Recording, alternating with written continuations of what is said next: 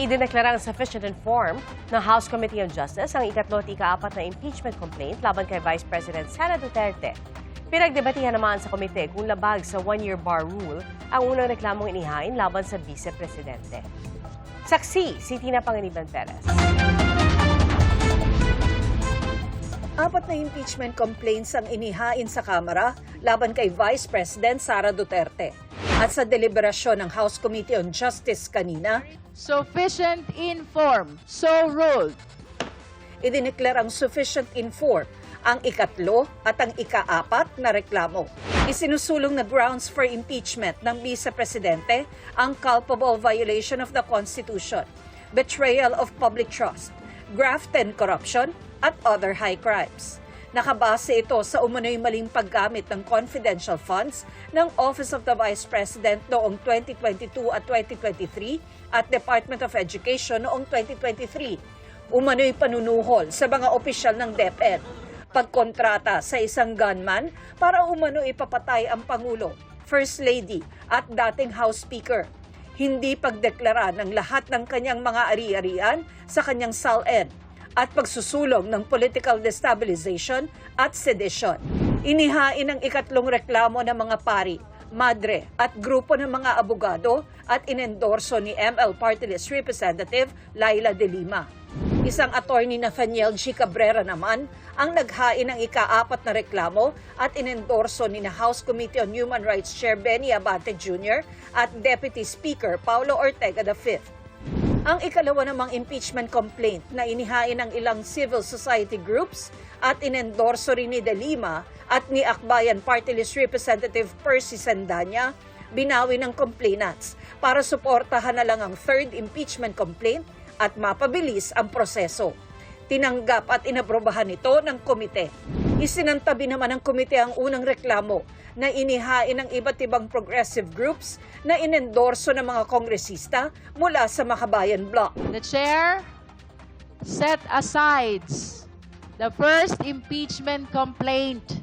Kasunod ito ng pagtatalo sa komite kung labag ba ang unang reklamo sa one-year bar rule dahil inihain ito noong February 2. Nakasaad kasi sa July 2025 decision ng Korte Suprema na dapat walang bagong reklamo bago ang February 6. The Supreme Court in its decision noong July 25 to 2025 clearly said that no new impeachment complaints, if any, may only be commenced no earlier than February 6 of 2026. Pero matapos ang inilabas na desisyon ng Korte Suprema na pinal na nagbasura sa apela noon ng Kamara, sabi ng ilang mambabatas, nagbago ang pagtutuos ng one-year bar rule dahil sa binagong kahulugan ng session days. It has elapsed either February 15 or January 30. February 2 is therefore a correct timing to file the decision, to file the complaint. Let me emphasize the word used by the Supreme Court. May only be commenced. No? So ang punto po natin dito ay gumagamit ng bagong lengguwahe ang Supreme Court. No? The one-year bar rule, as we established earlier, in the Constitution, speaks about initiation of impeachment proceedings.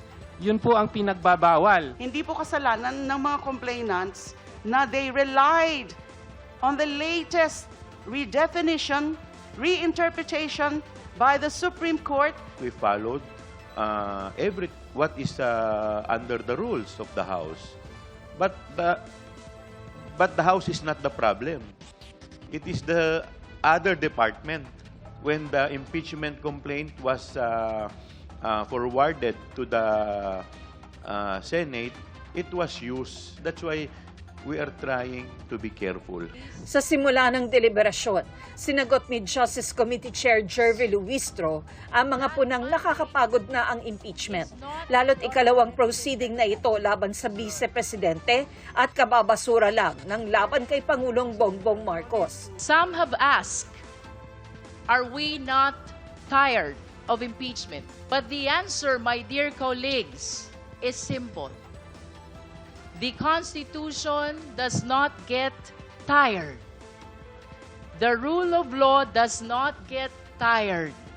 accountability does not get tired. There is no option to ignore these complaints. Sa gitna ng pagdinig, isang kongresista naman ang kumesyon sa kakayahan ng mga kongresistang magdesisyon ng patas dahil sa alegasyong ilan sa kanila ay nakatanggap ng mga maleta ng pera. Bottom line, we have to be impartial. That's why I would like to raise this.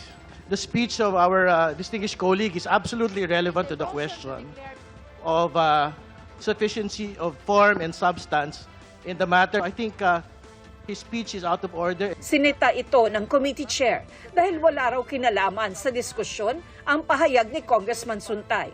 Nagdesisyon ng komiteng burahin sa records ang mga komento nito. Si House Speaker Faustino D. III naman, tiniyak na hindi magiging trial by publicity ang deliberasyon ng Committee on Justice. Hindi raw niya iimpluwensyahan ng komite at sisiguruhin niyang uusad ang proseso ng naaayon sa batas at bukas sa lahat. Ang kampo naman ni Vice President Sara Duterte, hindi raw muna magkokomento. Patuloy raw nilang imomonitor ang mga pagdinig at magbibigay lamang ng pahayag kung kinakailangan. Para sa GMA Integrated News, ako si Tina Panganiban Perez, ang inyong saksi. Mga kapuso, maging una sa saksi. Mag-subscribe sa GMA Integrated News sa YouTube para sa iba't ibang balita.